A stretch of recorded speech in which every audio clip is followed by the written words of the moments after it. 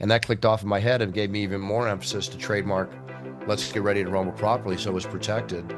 I've been asking you for a year and a half or more that I want this job. I'll help you build a sport. Okay, so I'm going to ask you one more time and I'll never ask you again. As of February next year, it'll be 30 years announcing in the octagon. Best poker hand I've ever played. I've had a few good ones since then, but it was a low point. I mean, I'm ducking things being thrown in the octagon. Welcome, everybody, to a very special bonus episode of the dos&d show. Dos, you excited for this one? Oh, this is unheard of in dos&d history, isn't it? Never done this. We're releasing on a non-Monday morning. It's a special occasion. That's why. Why, Dos? Because Tell me why. We've probably got our biggest ever guest on the dos&d show, and we did it via Zoom. We did. It was a short interview. We only had a limited amount of time with this man, but the voice of the UFC, Mr. Bruce Buffer, we got to sit down with him on Zoom. And we had an unbelievable chat with him, didn't we? No, we did. You guys are about to hear some unbelievable stories from the UFC, from his cameos on famous TV shows, Dos's favourite of all time. Friends.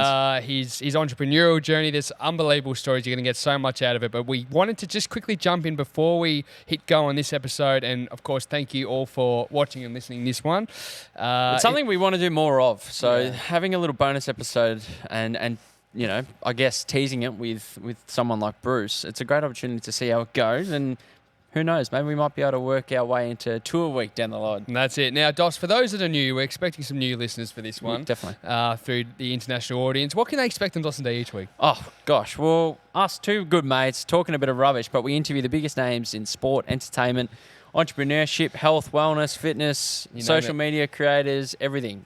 We've had some unbelievable guests on the podcast, and we can't wait to keep expanding. Absolutely. So before we get into this episode, we do want to say a big thank you to our major partners, Fleet Plan Hire Solutions. Guys, you hear about them every week. We're not going to do a massive ad read today. We just want to say a big thank you to them. And of course, Dos, our goodie bag partners. We've got supplements, everything you need for getting the best in the gym and high performance. If you want to look like Bruce, supplements. Milkman Australia, they are the masters in all things male grooming. And of course, Russell Athletic and Mitch Dowd. So if you want the comfiest jocks, sleepwear, even these nice little nice puffer jackets and hoodies we've got on, all thanks to Russell Athletic. And we need to say big thank you to Tommy's Booze as well, if you want that nice little spritz. Yeah, a little spritz. I'm not drinking at the moment, so I won't be having any, but what do they taste like? Oh, they taste beautiful. They taste like a nice summer breeze, an Italian summer breeze, Italian flavour. Beautiful. Bit of mandarin is my favourite. Oh, but we'll put all the links below, guys. As always, they're amazing discounts. If you want to get behind those companies, we do thank them for being part of it, and you can support us by supporting them. Pretty simple. Anything else we need to say before we get into this episode? Just enjoy it, because it's a ride. Let's do it. Here is the wonderful Bruce Buffer. Well, Dos, we have the great pleasure today to chat with an absolute GOAT, an icon, the voice of the UFC, Bruce Buffer. Welcome to the dos&d show. Hello, boys. How are you, Danny? How are you, Wade? All good here. We're bloody pumped, to tell you that much, Bruce. I mean, we've been looking forward to this for a long time, and maybe we'll kick it off with you. You're a hustler, man. Like you're probably one of the biggest hustlers gone round, and it's listening to your story on multiple other shows. We wanted to kick things off. You know, early days. What was the first quest that kind of lit your fire? Because it's been a long journey. Well, I mean, my quest started when I was a kid. You know, I got entrepreneurial spirit from my dad, and we moved. My dad was a vice president of Fortune 500 companies, which are big companies here in America, in sales and stuff. And we moved from Philadelphia to Malibu, California. Philadelphia being my hometown, not where I was born. I was born in Oklahoma, but Philadelphia is my hometown. And we moved there when I was 15. And, you know, he was in the corporate world for a year, but he was also a writer, a screenwriter and a book writer. And he wanted to pursue his passion. And he always taught me to pursue your passion. And that's why I tell everybody, if you can find out what you're passionate about and monetize it, then go for it. Because then you'll be living a lifestyle, not just going to work, right? Just kind of like you with your podcast, I'm sure. So he quit. He was making a lot of money, and he quit with the money he had in the bank. And within about a year, he had his first book published, but times were tough. And we went broke as a family a couple times. And together we got together and we used to trade collectibles, because I'm a big collector of collectibles, sports memorabilia, movie memorabilia, antique weapons, and artifacts. And he had a large collection, and we would go to trade shows, and he started making a tremendous living, you know, as a collector.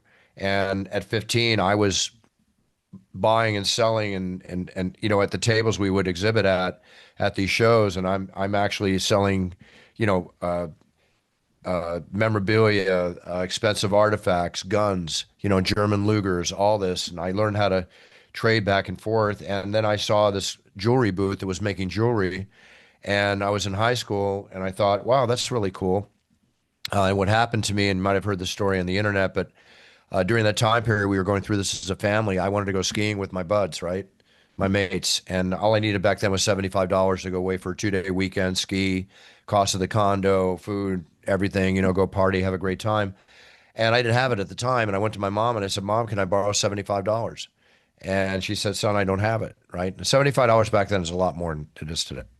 It's a lot more today than it was back then. And I said, that's okay, Mom, no problem. I knew we were having some rough goes. And 2 days later, she came to me and she handed me $75 in cash. She said, you go on your trip, you have a great time. Just don't tell your dad, which is very rare that my mom would ever say that because we were very open as a family. Went, had a great time, came back 2 weeks later. I overhear them wondering how they're going to pay the rent that month, $575 rent for this beautiful home we had living in a canyon in Malibu. And I went back to my room. It was like 12 o'clock at night and I got tears in my eyes. I started to cry to myself. And I thought, you know what? I'll never borrow money from my parents again. I'll make sure that I make enough money to take care of my parents. And that set me in a whole different mindset because I realized the sacrifice my mother made so I could have a good time. And I felt that being the loving family we are, I would sacrifice myself or make any sacrifice needed to make sure that my family never wanted for anything. And that jewelry booth I used to see at these trade shows, I went over and I watched them making necklaces and rings and not rings, but necklaces and bracelets and earrings.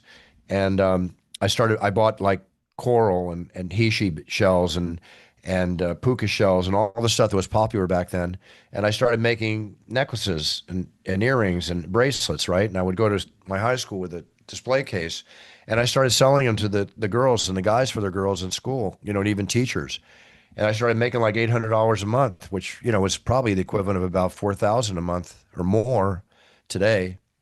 And that set me off in my entrepreneurial spirit beside what I was learning working with my dad. And I never worked for anybody since then. I started my own company when I was 19 in the telemarketing industry, and I owned import-export businesses, alarm system, camera companies, putting alarm and camera systems in homes and offices. I can go on and on and on. I cut my teeth on a lot of different businesses until late on life when I met my brother, Michael Buffer, my long-lost half-brother, and became his manager and business partner. And I sold 2 companies. I was making tremendous money. I was at a beach house. I was living the life of Charlie Sheen and 2.5 Men, minus the alcoholism. And I just told him, I said, you know what? You haven't trademarked this 5 words of air, and you're so popular, but I want to become your manager and your business partner, and I'll make you richer and more famous than you ever dreamed, and hopefully myself in the process. And he's like, how are you going to do all that? I go, I don't know. But if I'm going to give all this up, you better believe I'll figure it out. I'm talking movies, TV, toys, putting you everywhere in sports and entertainment. And, everywhere that you haven't been except for the HBO boxing ring that you work in. And that was the start of the trek that led me to where I am today. And that's a long story cut short, boys. Absolutely. And I mean, you've covered a lot of things that we were, keen to touch on. So just going into that trademark thing, talk to us a little bit about the three-peat and the, I suppose hearing it and the epiphany you may have had to then go, and work with your half brother, Michael, on that. Well, back when I had that epiphany, I went to the Riddick Bowe Evander Holyfield the first time they ever fought. It's like November 16th, 1992, if I'm correct on that date. And I noticed everybody going crazy in the arena when Michael said, let's get ready to rumble. And I wasn't his partner yet. I had done a few things for him. And I went back to my room in Vegas instead of going out and, doing what we all love to do in Vegas, is have a good time and play blackjack and, party it up to whatever you want to party it up for. And I incessantly kept writing like 3 pages of notes of all the ideas I had to expand the trademark and the whole 9 yards. And it was during the time period I read an article about a coach here named Pat Riley, who was coaching the Chicago Bulls, and they had won the NBA championship 3 times, for three-peat. And he had trademarked the term three-peat. And they said he made $1.5 million off licensing from the licensing three-peat out. And that clicked off in my head and gave me even more emphasis to trademark, let's get ready to rumble properly, so it was protected. And I met with a licensing attorney, learned about that and more so. And again, it's not that I had knowledge about all this, I had to gain the knowledge. And I tell everybody when I do motivational speeches, you want to make sure you know as much as you can about your business before you set out on that yellow brick road path to your future so you can be the best you can be. And I would analyze other people that were successful in that area and apply the same business principles plus my own. and just travel, shaking hands, going to trade shows, doing everything I could to meet people and convince them that Michael Buffer and Let's Get Ready to Rumble was the phrase they needed, the band they needed, and would take them to the next level. And I just went out and pounded the pavement, and we sold over well over $400 million in retail sales of products that we created during that time period. Now that's retail sales. People say Michael's worth 400 million, and he makes $1 million every time he says, "Let's get ready to rumble." And I love reading that because it cracks me up. But everybody's done very, very well. But Michael does not Absolutely. make. Have we made $1 million deals? Yes, of course. But I mean, is do you make $1 million every time he says it? He'd be on the cover of Forbes magazine every year. Yeah. Yeah. Now I'm a big TV buff and movie buff like yourself. But one of my favorite shows is you're a cameo on it. Can you talk about maybe the impact of going on Friends for you and the future that came with, your career with UFC? Well, at the time, I had Michael announce three UFCs because I put him in every big event that came along, and I actively was not announcing. I had announced, undercards and HBO with Michael, but my job as his manager was to put him everywhere. And the UFC was a big thing. It was a spectacle back then. It wasn't a sport. We all know that. It was blood sport. I was fascinated because of my martial arts background, and I've been in martial arts since I was 12, and all the things I've done in martial arts. And I saw that was my world, but I wanted to get Michael into that world. And I had him announce three shows, but then I had to pull him out because we had a big contract with WCW Wrestling, which was huge back then, like WWE with Sting and Hulk Hogan. And Michael loved that. And we had a big contract with them. They hated the fact that I put him in the UFC, because back then the WCW Wrestling wanted you to think when Hulk Hogan pounded you 20 times in the face that it was real. And with all respect, because I have so much respect for wrestlers, they go through a lot and they get hurt a lot. It's amazing what they do. Look what Logan Paul's doing in the WWE now. It's amazing amongst all the other men and women. So I said I want him to finish his 3-fight contract, and then it took me a year and a half to convince the UFC to put me in the octagon. I said I have the media contacts you don't have. I'll help you build this brand. I'll help you build this sport. I won't ask for any extra dollar. I just want to be paid as the announcer, and I want to grow with you as this grows to become the biggest thing in fighting sports, which I truly believe it will be. And I thought that from day one. And with that being said, I announced the prelims at UFC 8. They called me in for UFC 10, and then they had hired somebody else. I was getting I did two shows over the course of like a year and a half or so. And I would fly to New York. I'd meet them in their offices, take them out for drinks. I come from the school. You want a job, you ask for it. You want that date with that girl, you better ask for it. Don't wait for them to come to you. Go to them, right? And then finally, it fell on deaf ears again. And then they called me up and they said, well, we're doing a big show on TV. It's the biggest comedy on TV called Friends. They want to cast the voiceover, which is an announcer's voiceover. They want the real guy. So they're going to come, can they come to your house, pick up audio and tape, and they'll let you know if they want to cast you.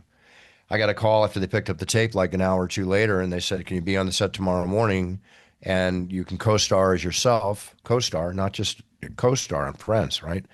And I used that as fodder to meet the owner, Robert Meyerowitz, on the set and said, look, I'm co-starring on the biggest comedy on TV as your announcer, as the Octagon announcer.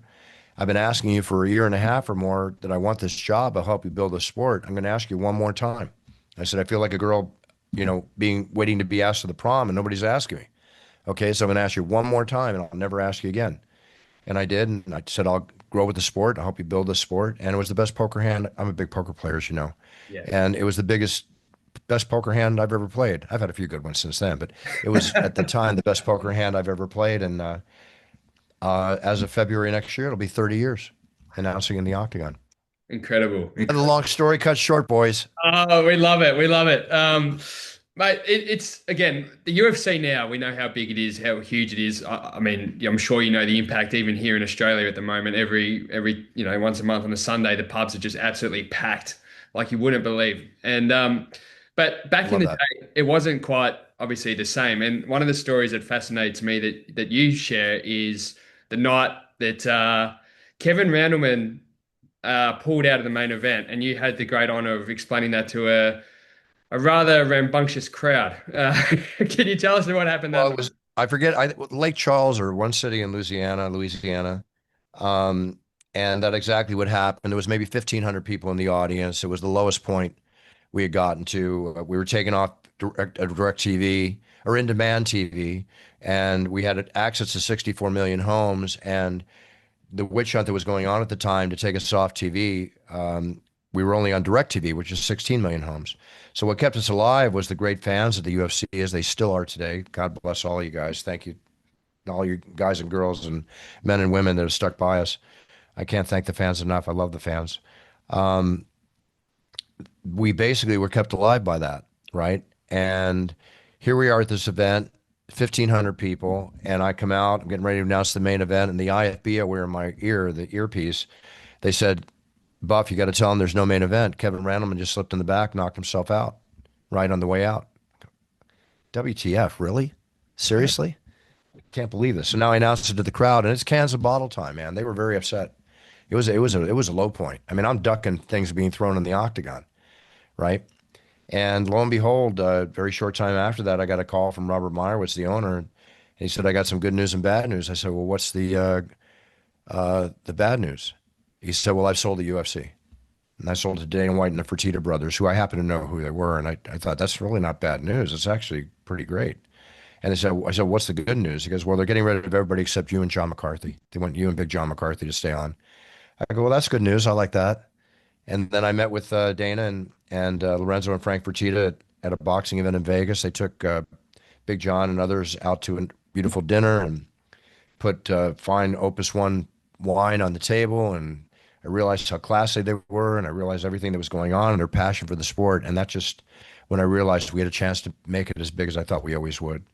And then they went in the hole, some tens of millions of dollars, and then they spent tens of millions on a show called The Ultimate Fighter, which the climax of that show was the thing that really set us off again. And then we just took off. I mean, I say that we made Spike TV and Spike TV made us, and it's just been an upward trajectory ever since, with Dana and the powers that be doing the amazing job that they do. I mean, I can't thank Dana White enough. He's a maverick. He's unbelievable in what he's done with his team and the powers that be that run the show. Now we don't have a lot of time, Bruce, but one more question I definitely want to ask is No, around. you got more time. Don't worry. I'm not going to cut you off at 20. It's okay. Go ahead. Thanks, mate. Your schedule, like it's the traveling that you do, plus obviously the entrepreneurial ventures that you're obviously running as well. But how are you keeping yourself in the great shape that you're in? Like you're in such great physical shape yourself. You Thank you you. you travel so much, which takes a great toll. How do you handle this whole lifestyle, and especially your health? Like what's most important to you? Well, what's most important to me is to stay healthy because, I don't care how much money you make and how much, you know, you love everything you do. You got to be healthy to do it. And I deal with some health issues from time to time, like everybody. I mean, nobody knows when I've had a blown out back or, severed ACL or coming off laryngitis or 102-degree temperature stepping in the octagon. The bottom line is that I can always announce and get it going with as much energy and passion as I can deliver because the fighters are putting their blood, sweat, and tears on the line, right? So I'm not fighting. I know what it's like to fight, but I'm not fighting. And I'm there to honor them and to be to there and take them and the fans to the next level. So the hardest part of the job, as you put it, if you were to ask me, is the travel. It's the hardest part. I mean, leaving on a Wednesday and coming down under to do a show, or on Thursday and arriving the day before and getting it all together and doing that show and then coming right back. And then maybe the next week heading off to New York, or maybe at times having to go to Europe or whatever the case might be. It's because I used to do every show, and I did as many as like 39 shows one year, or 38 shows one year, right? It's too much. It's too many. Got to take a break. And we have a good announcer, an excellent announcer named Joe Martinez, who steps in for me. He'll be in Perth coming up at the show. He does a great job. And I also have other events that I do too, you know, football, Formula One, a lot of things I love to do, but the UFC always takes precedence for me, most definitely. But yeah, travel's the hardest part. Definitely the hardest part. And I used to train to compete and then train to stay healthy. Now I train to travel and train to get older. Well, you referenced earlier in the interview about the Charlie Sheen in Two and a Half Men, another show we love, and that lifestyle. What outside of work, what is your lifestyle look like? I mean, you referenced poker as well. We know how much you love that, but what is when you're off the road, so to speak, and at home? What does your kind of day to day look like? I like to relax, but I run a variety of different businesses, and my partner, Kristen, and I, we have a very successful video and audio recording business. We're on that app Swish you have down there, and on the Cameo app, and I probably do 10 or more weddings a week, which people order through my website, brucebuffer.com. We get like 20, 30, 20 requests or more for weddings a week. You know, walking down the aisle of love forever, presenting, all that kind of stuff. I try to make it as exciting for them I can. And the thank you notes we get from introducing people like they're champions in the octagon, whether it's on video or audio, or, the thank yous that come through on Cameo, thank yous in our office. I'm sure we got to charge coin because that's we're in business to be in business. I could charge a lot more, but I don't. Um, and I want to make everybody happy, So we have that. We have my cologne and toiletry business, my Puncher's Chance bourbon business, that business. I'm starting a huge It's Time sports card and esports center here in California that'll be launching in October. You'll be able to buy things and do business with me online out of that. Follow me on Instagram. You're going to see a lot of play on this. This is a big deal coming up. So, between that and other things, management of my brother, that keeps me busy business-wise when I'm home, but I also like to relax, you know, train, relax, downtime, not travel, not have to leave the house Yeah. if I don't have to. And of course, my social life and my family, my loved ones are very, very important to me. So you can't lose track of that. Um, Definitely. you mentioned briefly the WCW earlier, and with the obviously the sad recent passing of Hulk Hogan, I'd love. Did you get a chance to meet the great man? Oh yeah. No, I when WCW, I met Terry Hulk. I met Yes. many, many times. Always very cool. Nothing but, praise and good things to say about the Hulk Hogan.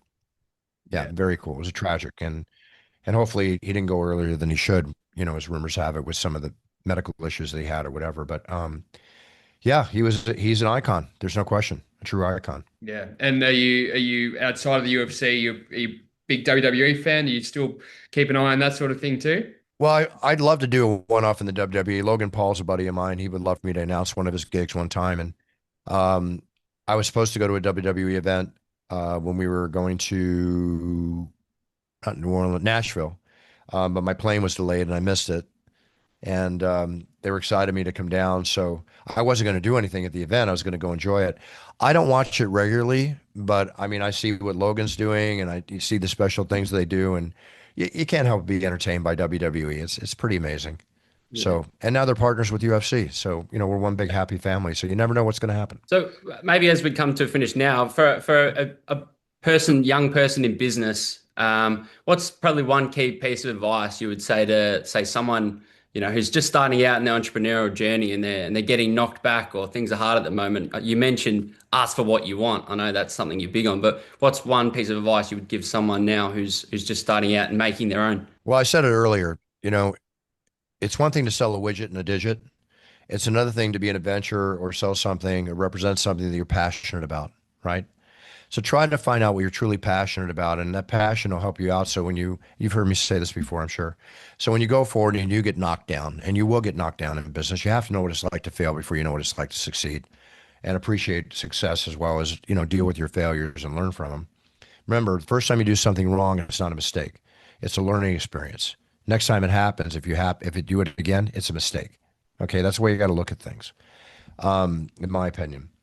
But your passion will carry you through that when you do get knocked down, you get up and move forward and start punching harder than ever, just like Rocky says, to get through it. But set your goals, set them realistically, right? Don't just go, I want to make $1 million. Well, have you made 50,000? Okay.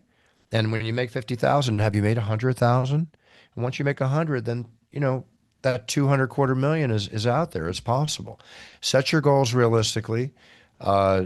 Write them down. Every time you have a goal, write it down. Don't just keep it in your head. Don't just try to remember everything.